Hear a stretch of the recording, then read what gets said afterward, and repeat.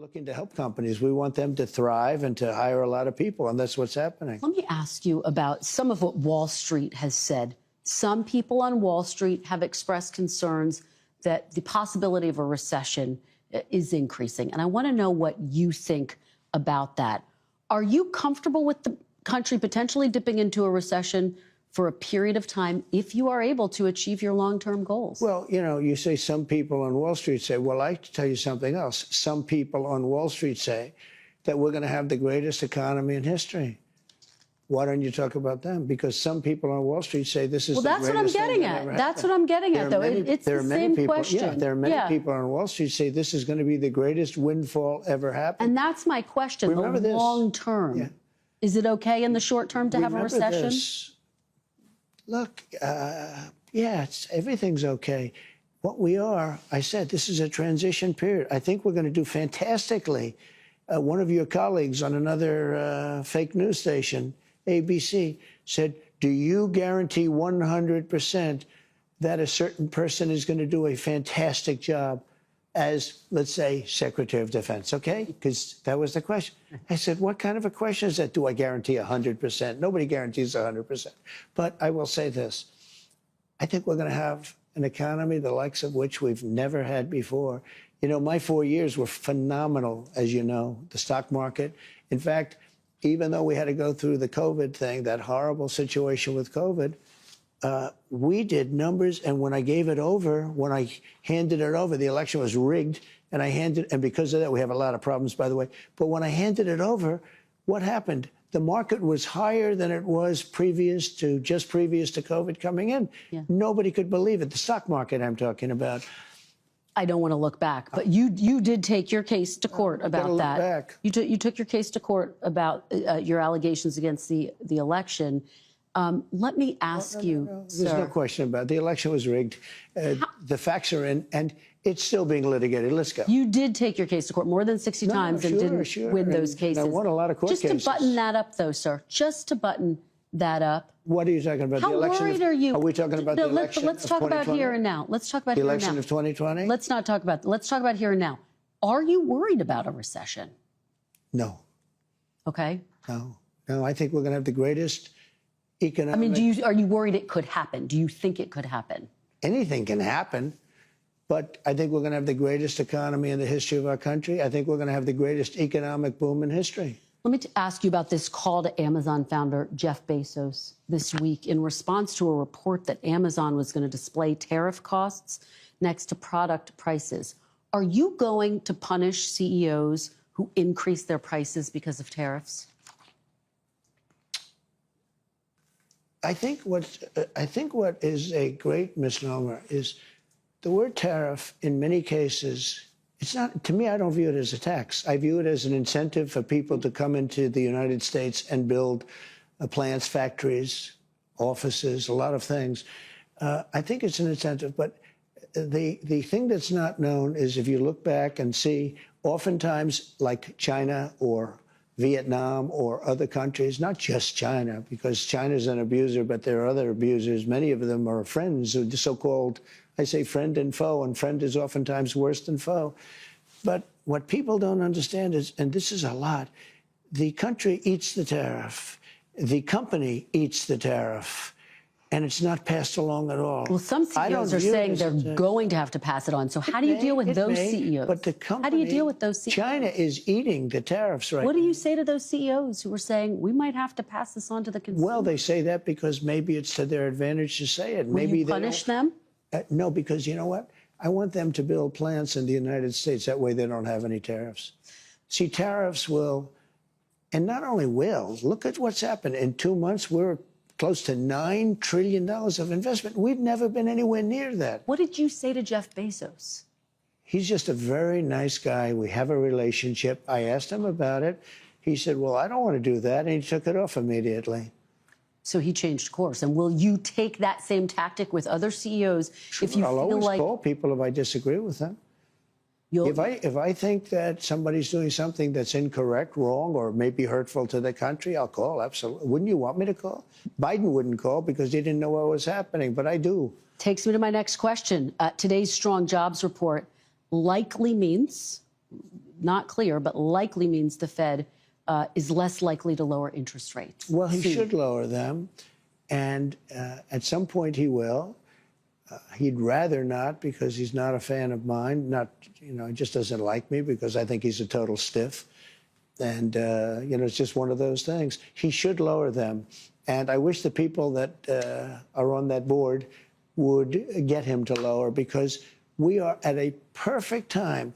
It's already late, but he should lower interest rates. Do you rule out removing Fed Chair Jerome Powell? I'm not, I get to change him very quickly anyway. It's in a very short period of time. In 2026. You're not going to remove, you don't have plans to remove him before 2026 when his time's up? That was a total, why would I do that? I get to replace the person in another short period of time. Okay. This week, you reshuffled your national security team. Yeah. You moved National Security Advisor Mike Waltz to UN ambassador.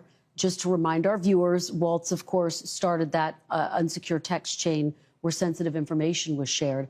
Mr. President, was that move a punishment? No, I just think he'll do a nice job in the new position. Marco's doing an outstanding job. No, Marco won't keep, Marco's very busy doing other things, so he's not going to keep it long term. We're going to put somebody else in. But I think Mike, who's, as you know, he's a fine guy, and I think he'll do a very good job. Knows the countries, knows leadership. And I think he'll do a very good job at the United Nations. And in the meantime, Marco's really doing something special. And it's going to work out very well. We're hearing some potential names. Stephen Miller's name, one of your longtime, most loyal aides. His name has been talked about as a potential national security advisor. Is he someone you're looking at? Well, I'd love to have Stephen there, but that would be a downgrade. Stephen is much higher in the totem pole than that, in my opinion. Can you tell us who the front runner is right now? I have a lot of people that want it. I will tell you, I have everybody calling. Everybody wants to be a part of this administration. So at some point we'll, probably do that. There's a theory, Henry Kissinger did both. There's a theory that you don't need two people, but I think I have some really great people that could do a good job. So Secretary Rubio could continue to have both jobs indefinitely? He could, yeah, he could. But I think he even would like to probably see, because it is a little bit different. But in the meantime, he'll handle it. And I think Mike, if that goes forward, he still has to get approved. But I think Mike will do a very good job at the United Nations. Defense Secretary Pete Hegseth, obviously also on that unsecure text chain. He was sharing sensitive information. Are you looking for a new Secretary of Defense, Mr. No, President? not even a little bit. No.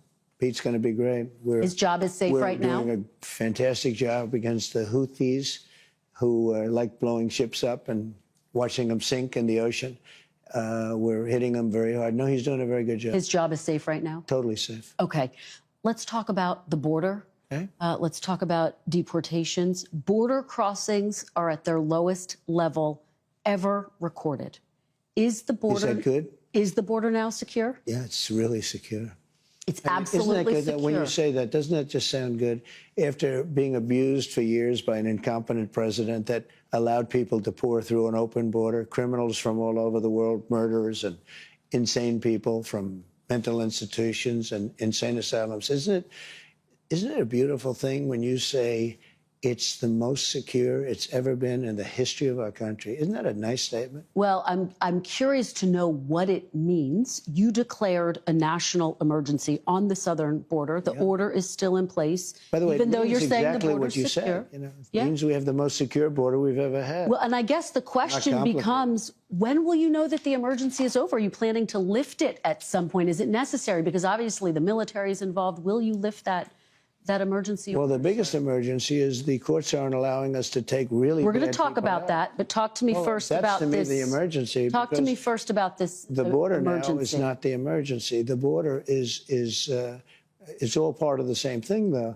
The big emergency right now is that we have thousands of people that we want to take out, and we have some judges that want everybody to go to court. Some of them you appointed, sir, including three on the Supreme Court. They change. I mean, it's unbelievable. It's unbelievable how that happens, but they do change. Just to button this up, though, are you planning to lift that emergency order anytime soon, now that the border's secure? No, we have an emergency. We have a massive emergency overall. It's an overall emergency on immigration. And if the courts don't allow us to take people out, If we had to have a court case, think of it, every single person, we have millions of people. We're going to have millions of court cases. Figure 2 weeks a court case, it would be 300 years. So let's talk about this, because obviously you've had a back and forth with the Supreme Court. In a 9-0 decision, the Supreme Court directed your administration to facilitate the return. You've talked about this in the past, of Kilmar Abrego Garcia from a prison in El Salvador, whose deportation your administration called an administrative error.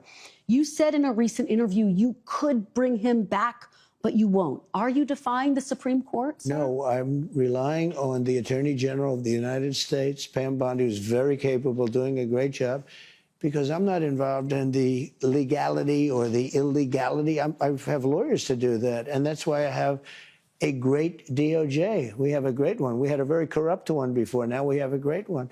And they're not viewing the decision the way you said it. They don't view it that way at all. They think it's a totally different decision. Well, you say you have the power to bring him back, though. Your attorney general says, quote, that's up to El Salvador. Just to put a fine point on this, do you have the power to bring Abrego Garcia back as the Supreme Court? Well, I have the power to ask for him to come back if I'm instructed by the Attorney General that it's legal to do so. But the decision as to whether or not he should come back will be the head of El Salvador. He's a very capable man. Well, you know, and your attorney general has said the issue is with that word facilitate. Will you seek clarification from the Supreme Court? Do you need to go back to the Supreme Court? We may do that. I was asking about that. We may do that. There are some people that say, bring him back, put him in trial, and you get him out right away, because you see what happened just this morning. Tapes came out, horrible tapes from his wife. You don't get much worse than that. You don't get, I mean, he seems certainly like a very dangerous, very bad person, but even the wife, who was so afraid, she was afraid to talk, and all of a sudden tapes got released this morning that were devastating to him. And this is the point, sir, about due process. The Constitution says every person, citizens and non-citizens, deserve due process. Why not push to have him come back, present all of that evidence in court, let a judge decide? Well, I'll leave that to the lawyers, and I'll leave that to the Attorney General of the United States, but because they're in it. You have to understand, I'm dealing with Russia and Ukraine. I'm dealing with we're going to China. talk about that. I'm dealing with Iran. I'm dealing with Rwanda and Congo, who are fighting, and we're trying to get that one straightened out, and I think we have done that. Did a great job. Nobody even talks about it, but I think we're close to doing that. They're looking like they're going to maybe make a peace deal, which would be good. But I'm dealing with a lot of different things. I don't know much about this gentleman other than I hear he's an absolute not good person. And I have very capable legal people, John Sauer, as you know, and all top people. And I have to rely on that to interpret whatever's said by the Supreme Court. Now, with that being said, I have tremendous respect for the Supreme Court. Look, 3 of the people are people I appointed. Right. And I have great respect for the Supreme Court. And I would expect that the Attorney General will be doing the right thing.